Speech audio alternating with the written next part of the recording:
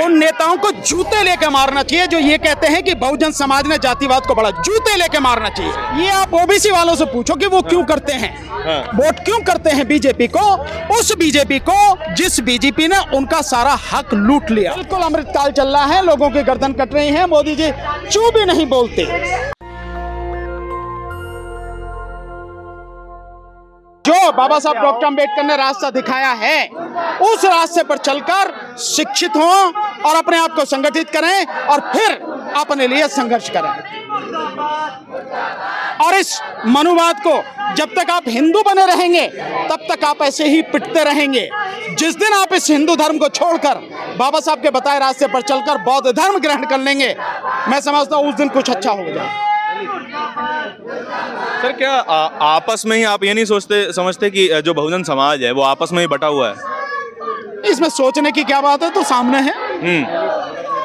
आप ही के जो नेता हैं, कई बहुजन समाज के नेता हैं जो, वो कई बार ये बोलते हैं कि बहुजन आंदोलन ने ही जातिवाद को बढ़ावा दिया है। इस सवाल को कैसे देखते हैं? उन नेताओं को जूते लेके मारना चाहिए जो ये कहते हैं कि बहुजन समाज ने जातिवाद को बढ़ा, जूते लेके मारना चाहिए। समझे नहीं?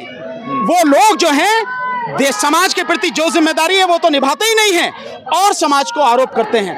अगर नहीं किया तो तुमने क्या हिम्मत, क्या तुमने कोशिश करी? वो जो नेता कहते हैं क्या उन्होंने कोशिश करी समाज को जोड़ने की? नहीं करी ना। लेकिन सर कल मोदी जी की स्पीच तो आपने सुनी होगी ना? अरे बेकार झूठे व्यक्ति की बात सुनने की जरूरत क्या है, पर चारों तरफ से खबर आ रही, क्या बोला उसने?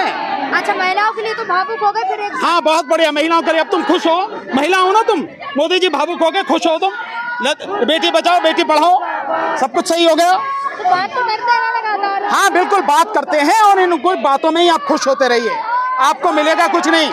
33% आरक्षण का बिल ज्यों का त्यों पड़ा हुआ है, उस पर कोई बात नहीं हुई, बल्कि 33 की जगह 50% आरक्षण होना चाहिए और तुम लोग आवाज उठाते नहीं हो। महिला होते हुए भी आप कहो ना कि महिलाओं की जो संख्या है वो अगर 50% है तो आरक्षण 33% क्यों हो? फिर भी 33% भी आरक्षण पे बिल अभी तक नहीं आया, 8 साल 8.25 साल हो गए। ये है मोदी जी का कहना। एक सवाल ये भी है कि आप जो बताते हैं कि बीजेपी के शासन में जो है दलित उत्पीड़न की घटनाएं और ज़्यादा बढ़ गई हैं, लेकिन ओबीसी समाज ही वो समाज है जो सबसे ज़्यादा बीजेपी को वोट करता है। ये कॉन्ट्रास्ट कैसे है? ये आप ओबीसी वालों से पूछो कि वो क्यों करते हैं, वोट क्यों करते हैं बीजेपी को, उस बीजेपी को जिस बीजेपी ने उनका सारा हक लूट लिया। अभी नहीं है कार्ड मेरे पास में। जिस बीजेपी ने उनका हक लूट लिया, जिस बीजेपी ने उनका आरक्षण पूरी तरह से मतलब गड्ढे में क्या खत्म ही कर दिया है, उस बीजेपी से ही पूछना चाहिए लोगों को और आपको पूछना चाहिए ओबीसी से कि आप क्यों वोट देते हो। 27% आरक्षण मंडल कमीशन के माध्यम से दिया गया, लेकिन आज की तारीख में 1992 में वो लागू हुआ, 90 में वो 92 में लागू हुआ, उसके बाद से लेके आज तक 30 साल हो गए। इन 30 सालों में मात्र 5 से 6% ओबीसी का आरक्षण पूरा है। उसके बावजूद भी ओबीसी अगर बीजेपी को वोट देता है तो इससे ज्यादा दुखद कोई बात नहीं है। समझना ओबीसी को है, किसी और को नहीं समझना। सर कल मोदी जी ने 3 मिनट की जो स्पीच दी थी उसमें उन्होंने साफ-साफ एक बात और कही है, उन्होंने प्रण लिया है कि मतलब भ्रष्टाचार खत्म कर देंगे। जिस दिन prime minister Modi PM care fund में जो पैसा, जितना पैसा जहां से आया है, जिस जगह से आया है, इसकी सूचना आपको दे दें और वो पैसा कहां खर्च हुआ है और जिन लोगों ने वो पैसा दिया है उनको क्या क्या सुविधाएं मोदी जी ने दी है, किस किस का कर्जा माफ किया, किसका टैक्स माफ किया। इसके अलावा जो उसमें इलेक्टोरल बॉन्ड में जो पैसा आया है मोदी जी के पास में, बीजेपी के पास में, उसमें किस उद्योगपति ने कितना पैसा दिया और उसको कितना कर्जा उसका माफ किया, कितना टैक्स माफ किया, कहां कहां से पैसा आया। जिस दिन ये बताते हैं उस दिन समझ लेना कि मोदी जी सच बोल रहे हैं। जिस देश का प्रधानमंत्री अब तक के सभी प्रधानमंत्रियों में सबसे भ्रष्ट हो, वो व्यक्ति भ्रष्टाचार पर बात करे जो आकंठ डूबा हुआ है। जितने भी भ्रष्टाचारी हैं जैसे ही वो बीजेपी में आ जाते हैं बिल्कुल शुद्ध हो जाते हैं। वो आदमी भ्रष्टाचार की बात कर रहा है। आप मोदी जी से सवाल पूछो जाके बात। साफ ये भी कह दिया कि अब अमृत महोत्सव नहीं, अमृत काल स्टार्ट। बिल्कुल अमृतकाल चल रहा है, लोगों की गर्दन कट रही है, मोदी जी चू भी नहीं बोलते।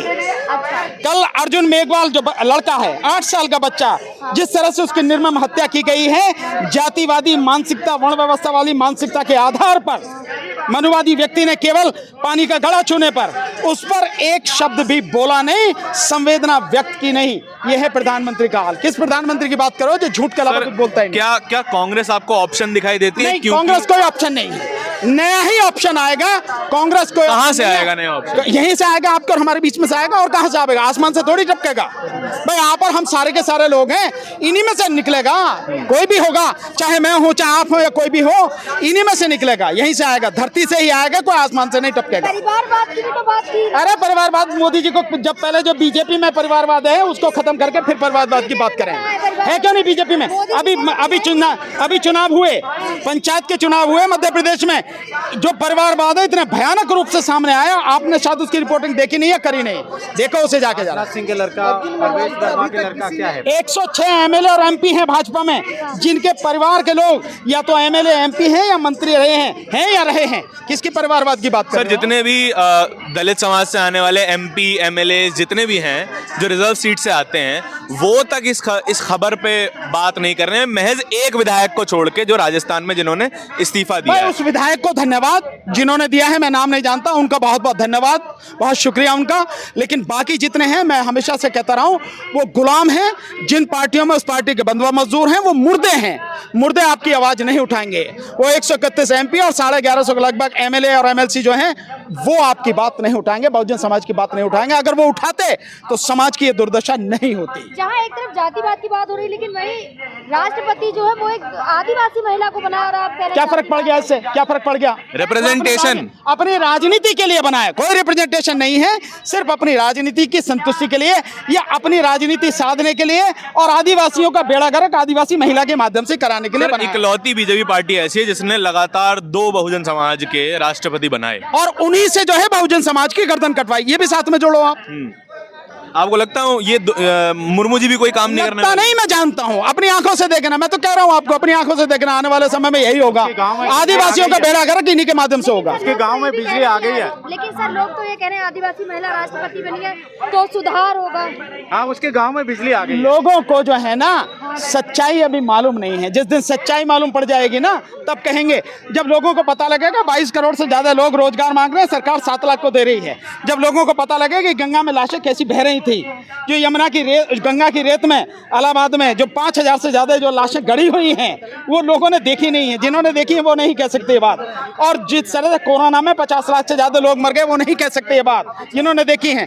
जिन लोगों ने देखी है कि सरकारी हॉस्पिटल्स की अवस्था बुरी तरह से मतलब टूट चुकी है, एक तरह से शिक्षा का बेड़ा गर्क कर दिया गया। हरियाणा का देखा है कि सरकारी स्कूल में पढ़ोगे तो 500 रुपए देने पड़ेंगे पढ़ाई के, और अगर प्राइवेट में पढ़ोगे तो सरकार देगी 1100 रुपए। नतीजा 2 साल में सरकारी स्कूल बंद, और वो फिर स्कूलों की जमीन उन्हीं को बेच दी जाएगी प्राइवेट को, और उसके बाद में फीस देनी भी बंद। आप बैठो घर में। तो ये आप सारी चीजें आपको ऐसा ही लगता है कि ये सिर्फ एक कॉन्स्पिरेसी थ्योरी जैसा आप सोच रहे हैं? क्या ये आप सोच रहे हैं? मैं तो जानता हूँ ये सच है, कॉन्स्पिरेसी नहीं। क्या फैक्ट है आपके पास? बिल्कुल मेरे पास बतेरे फैक्ट हैं। जो व्यक्ति कहता है 2 करोड़ लोगों को रोजगार दूंगा, और वो मात्र 8.25 साल में जब 22 करोड़ लोग रोजगार मांग रहे हैं, तो पता लगती है 7 लाख। नेशनल दस्तक की आपसे गुजारिश है कि अगर इसको बचाना चाहते हैं तो नेशनल दस्तक को सब्सक्राइब करने के लिए रेड कलर के सब्सक्राइब बटन को दबाएं, फिर बेल आइकन की घंटी दबाएं। नेशनल दस्तक को बचाने के लिए बहुत जरूरी है कि हर खबर को शेयर करें, लाइक करें, कमेंट जरूर करें।